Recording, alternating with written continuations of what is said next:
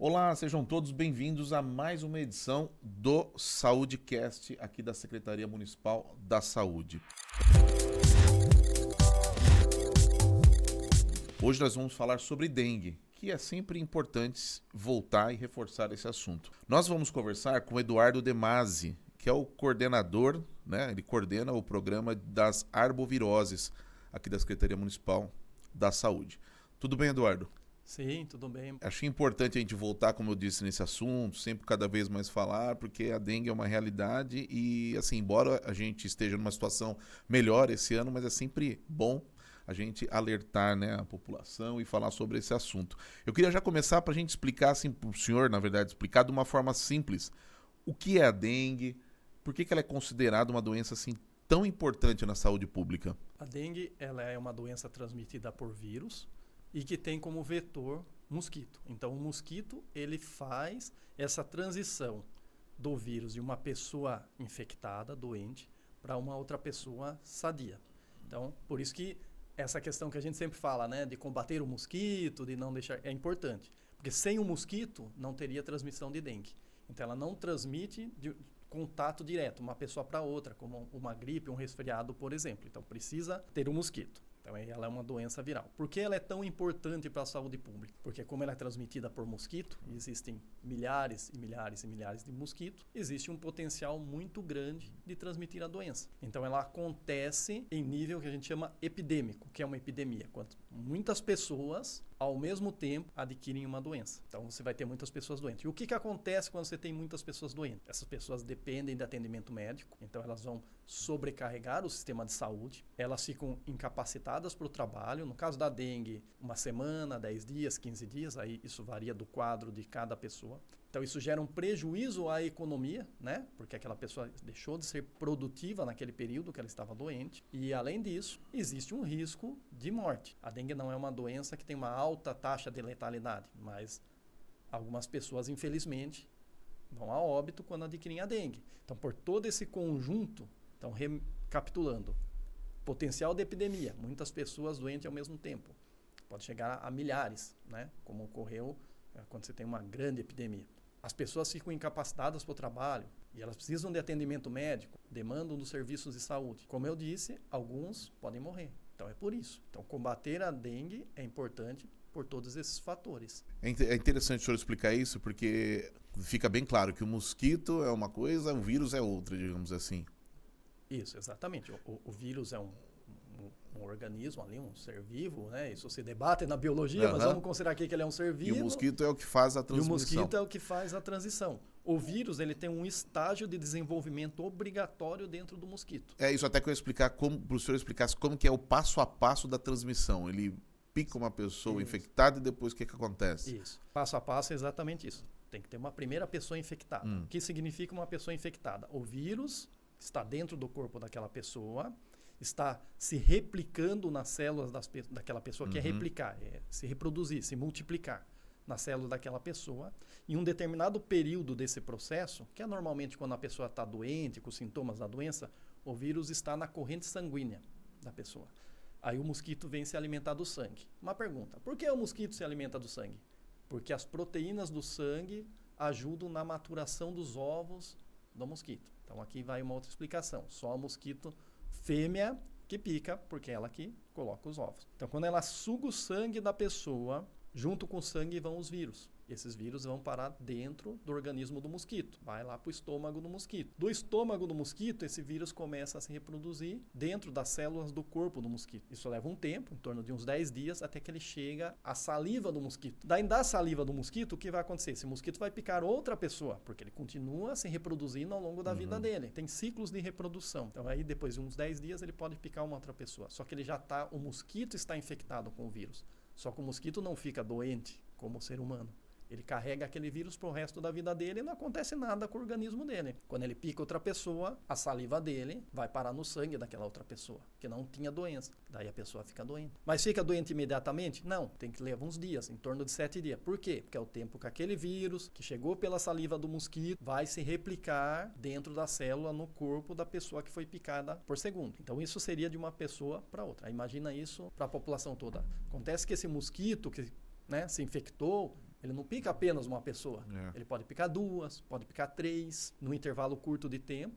E durante a vida dele inteira, que é uns 20, 30 dias, ele pode picar ali 30, 40, 50 pessoas. Isso, um único mosquito. Único mosquito. Então você tem um processo que gera pessoas infectadas. E como o mosquito ele é um invertebrado, todo o metabolismo dele depende do clima, da temperatura. Então quanto maior a temperatura, mais esse mosquito pica, mais rápido é o desenvolvimento ali do vírus no organismo dele, mais pessoas ele pica. Então quando o tempo esquenta, você tem um processo que acelera a transmissão da doença. E daí é o que a gente chama período sazonal, a época da epidemia, é assim que acontece. Então acho que falta um pouco também as pessoas se conscientizarem que o mosquito realmente é o vilão. Ter medo do mosquito, né? Exatamente. Ter aquela coisa de, né, pavor desse mosquito. Tem que ter pavor do mosquito mais do que tem da barata. Isso. E assim, também procurar saber de onde ele está vindo, né? Exato. Isso é também o principal. Isso, porque o mosquito, o que a gente tem que deixar claro, o mosquito é a fase adulta, né, desse animal que nós estamos falando. Mas aí existe a fase larvária, que vive na água. Então isso também é difícil de entender.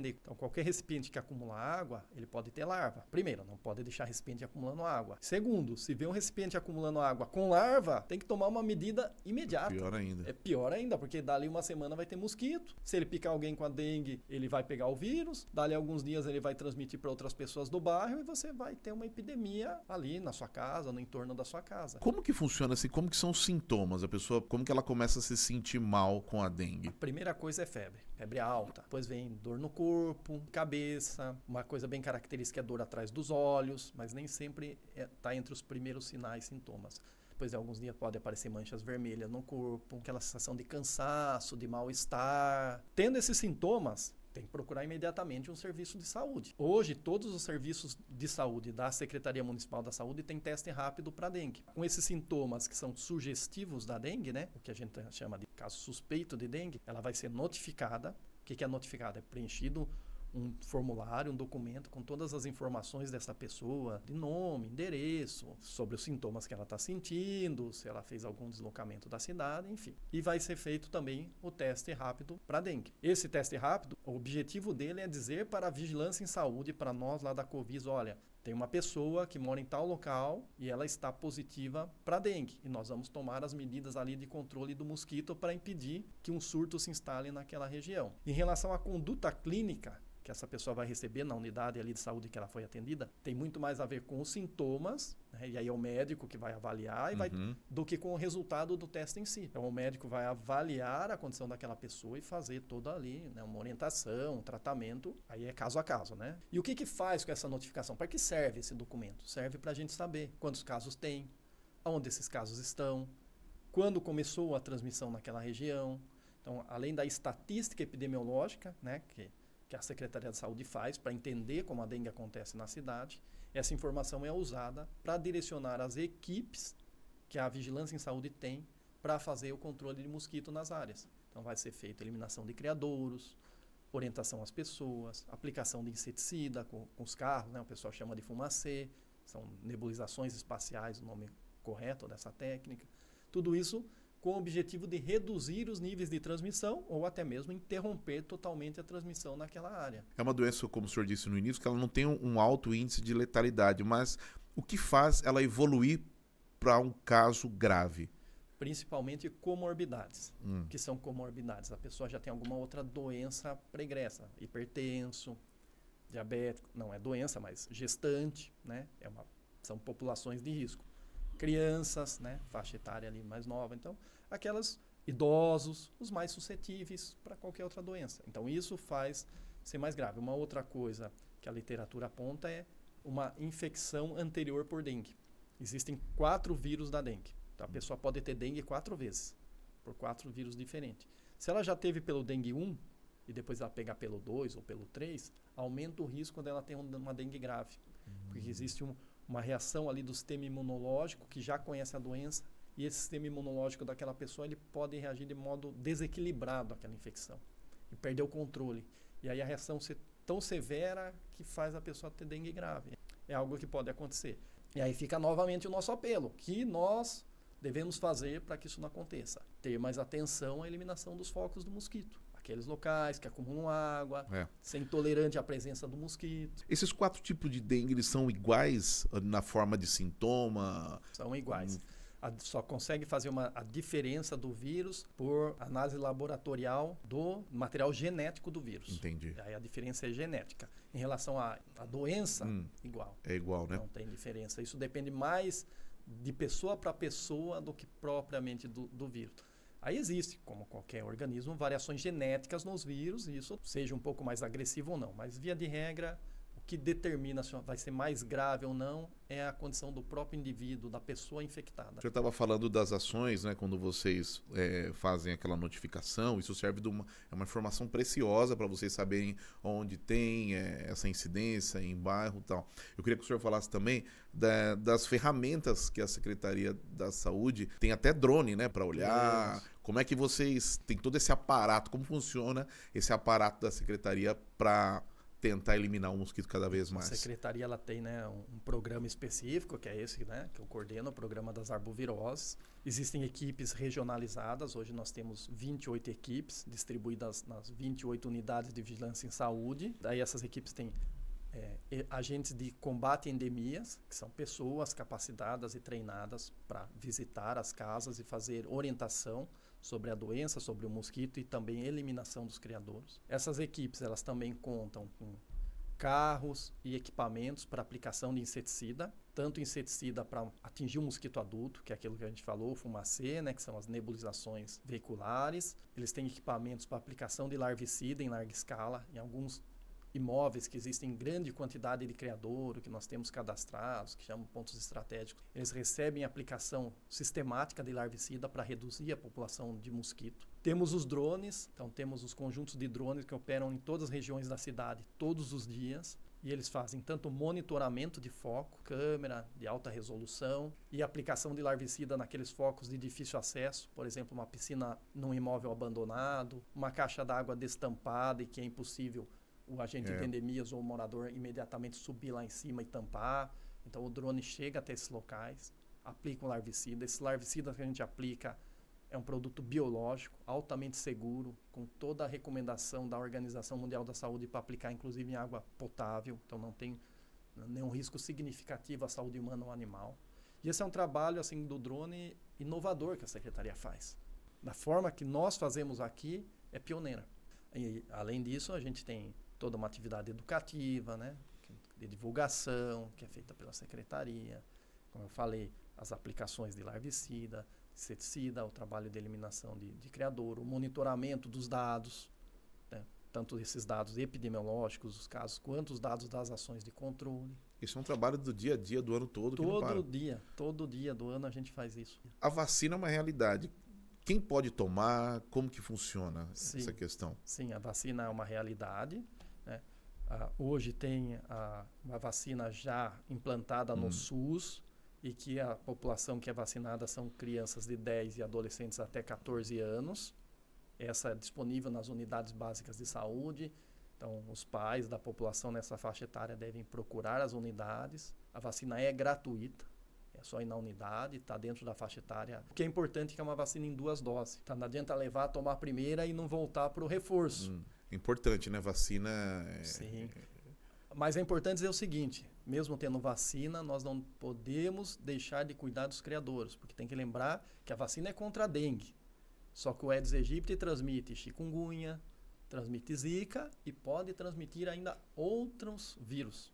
Ele é um mosquito que tem por ele viver na área urbana, muito próximo ao ser humano, ele pode transmitir outros vírus. Então, a vacina vai nos proteger da doença, mas nós devemos manter a atenção no controle do mosquito. Eu queria que o senhor explicasse também, para quem está aqui assistindo, para todos nós, como que é o papel da Vigilância em Saúde e da Covisa na parte do planejamento dessas ações. Tem a parte da notificação que o senhor falou, mas assim, antes de tudo isso, como que são feitas as reuniões, como vocês se planejam, se organizam para combater o mosquito? Existe um grupo de trabalho, um GT Arboviroses, que é mais amplo do que a Covisa, é da própria Secretaria, então que trata desde a parte assistencial, de recursos, aí a vigilância, né, que somos nós da Covisa. Então ali é discutido as diretrizes do programa. Depois nós temos um documento técnico, que é o plano de enfrentamento das arboviroses e o plano de contingência para arbovirose. Então são documentos publicados que estão no site da Secretaria Municipal da Saúde. em que estabelecem ali os regramentos, as normas do que nós vamos fazer para combate às arboviroses. E aí entra mais na parte operacional mesmo. Como eu falei, são 28 unidades, tem todo o protocolo, normas técnicas, instruções de serviço de como as equipes devem proceder.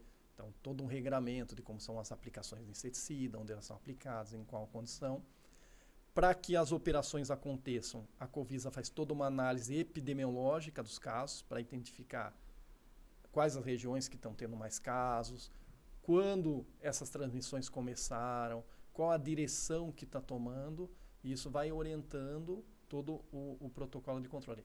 E essa análise dos casos é feita pela notificação. Se o serviço de saúde não notificar o paciente, é impossível que a gente faça um planejamento. Se o paciente, né, que tiver os sintomas, os sinais da dengue, não procurar o serviço de saúde, também é impossível que a gente saiba que existiam aqueles doentes. Então a gente usa essa informação da notificação para entender as áreas, priorizar áreas, acrescentar ações, avaliar a magnitude e o impacto que está tendo em cada ano. No caso das visitas domiciliares, é sempre importante que o morador abra as portas da sua casa, receba a equipe.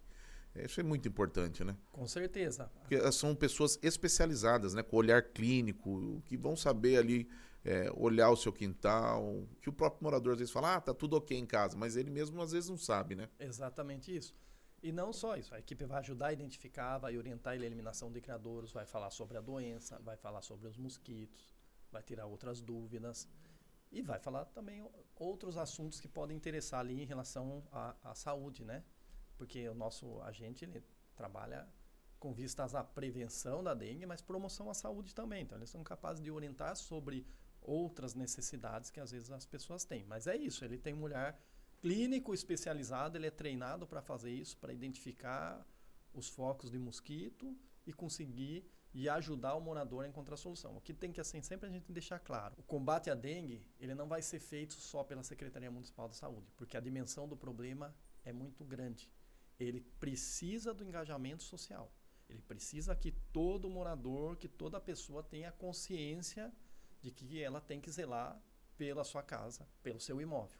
Que ele tem que tirar 10 minutos na sua semana para dar uma inspecionada, identificar qualquer recipiente que acumula água e tomar uma providência que é eliminar aquela água da sua casa. É isso que vai ajudar a gente a resolver o problema. Ou seja, por mais que vocês tenham esse trabalho primoroso, esse grande aparato, isso só funciona 100% se a população colaborar. Com certeza, é um trabalho de todos, né? Às vezes a pessoa ali no bairro, no território dela, ela sabe de uma casa abandonada, de uma piscina, de um terreno. Ela pode denunciar, né? Pode, como ela deve, né? Ela usa o canal 156 da Prefeitura de São Paulo. Isso é por telefone também. Isso, pela internet ou pelo telefone, né? Um canal 156 de atendimento ao cidadão. Por exemplo, os endereços em que o drone atuam, a maioria deles vem por denúncia. Importante só fazer uma ressalva aqui, que toda operação que a gente faz com o drone, ela tem todas as autorizações e permissões que são exigidas pela aeronáutica. A gente não pode levantar um voo com o drone se não tiver cumprir uma série de normas legais. Mas isso que a gente faz é absolutamente permitido, né? Esse é o trabalho conjunto, né? Da Exato. População com o poder público. A população ser vigilante, né? É verdade. Olha, foi muito legal o nosso bate-papo aqui, a gente já está terminando, a gente conversou com o Eduardo Demasi. Eu queria agradecer a sua participação aqui, a disponibilidade de vir esclarecer todas essas dúvidas aqui e passar essas informações preciosas para a gente aqui hoje. Imagina, a gente que agradece a oportunidade, né, de trazer informação, de esclarecer pontos sobre uma doença tão importante. Muito obrigado. Eu que agradeço. Obrigado a você também que acompanhou mais uma edição do SaúdeCast da Secretaria Municipal da Saúde. Eu quero aqui também fazer o convite para você seguir a gente nas redes sociais. Olha só, estamos aqui no YouTube e no Spotify. Curta, comente e compartilhe esse vídeo e até o próximo SaúdeCast. Até mais.